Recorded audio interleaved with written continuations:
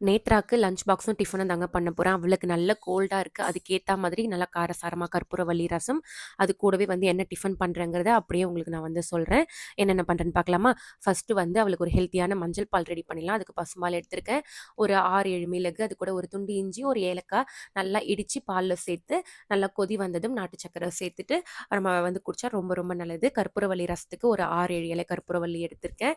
இது கூட 1 ஸ்பூன் அளவுக்கு தனியா, 1 ஸ்பூன் துவரம் பருப்பு, அரை ஸ்பூன் பார்த்தீங்கன்னா மிளகு ஜீரகம், கொஞ்சம் வெந்தயம் சேர்த்து நல்லா வறுத்துட்டு, லாஸ்ட்டா பார்த்தீங்கன்னா ஒரு பூண்டு அப்படியே நம்ம சேர்த்து கொரகொரப்பா அரைச்சு எடுத்துலாம். ஆல்ரெடி தக்காளி, புளி எல்லாமே கரைச்சு வந்து வச்சிருக்கேன். அதில இதில சேர்த்துட்டு தேவையான உப்பும் சேர்த்துக்கலாம். ஒரு 2, 3 இலை கற்பூரவள்ளி இலை பொடியா கட் பண்ணி சேர்த்து, ஆஸ் யூசுவல் ஆயில், கடுகு, காஞ்ச மிளகாய் எல்லாமே சேர்த்து நல்லா வந்து தாளிச்சு ஊத்தி, நீங்க ஒரு கொதி வரதுக்கு முன்னாடி இறக்குனீங்கன்னா, சூப்பரான கற்பூரவள்ளி ரசமும் ரெடி. அன்னைக்கு பண்ண பிரெட் டோஸ்ட் கேட்டிருந்தீங்க. இது ரொம்ப சிம்பிள்ங்க. 2 முட்டை எடுத்திருக்கேன். இது கூட 2 ஸ்பூன் நாட்டு சர்க்கரை, ஒரு ஏலக்காய் வந்து இடிச்சு சேர்த்துக்கலாம்.